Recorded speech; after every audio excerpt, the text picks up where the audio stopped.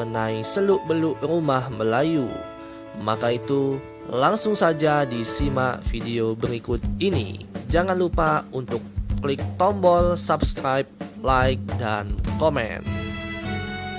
Bagi orang Melayu, rumah bukan hanya sebagai tempat tinggal, tetapi juga menjadi tanda kesempurnaan hidup.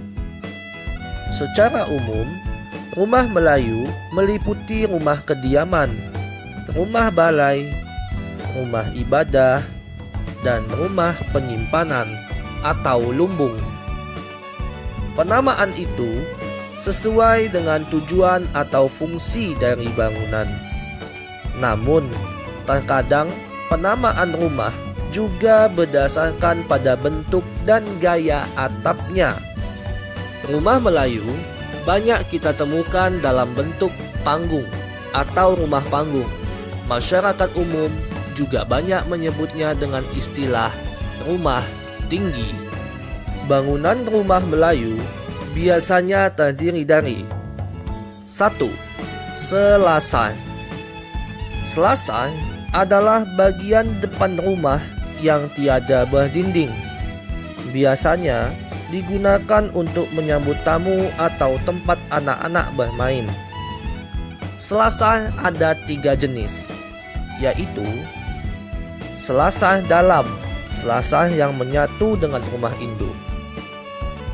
Selasar luar, selasar yang tidak menyatu dengan rumah induk. Selasar jatuh, selasar yang lebih rendah dari rumah induk. Jika dilihat dari gambar rumah Melayu, selasar itu adalah bisa dibilang seperti terasnya rumah sekarang. Jadi, bagian depan rumah seperti ada teras dan biasa digunakan sebagai tempat kumpul atau bermain. Itulah yang disebut dengan selasar.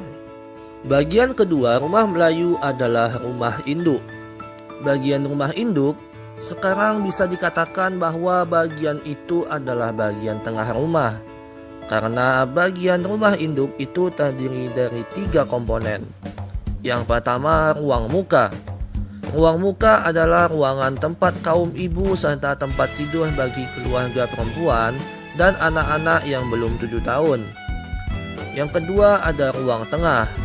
Ruang tengah adalah ruangan tempat tidur anak laki-laki yang sudah berusia lebih dari 7 tahun. Dan yang ketiga adalah ruang dalam.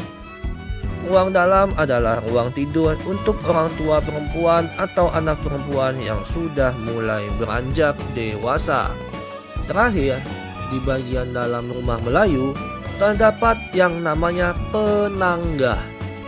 Penanggah bahasa Indonesianya adalah dapur atau ruangan belakang, yang dimana ruang tersebut adalah tempat memasak, menyimpan alat memasak, alat pertanian atau nelayan, serta menyimpan bahan makanan. Jadi, pasti di belakang rumahmu ada semacam ruangan yang digunakan khusus untuk memasak dan menyimpan barang, bukan?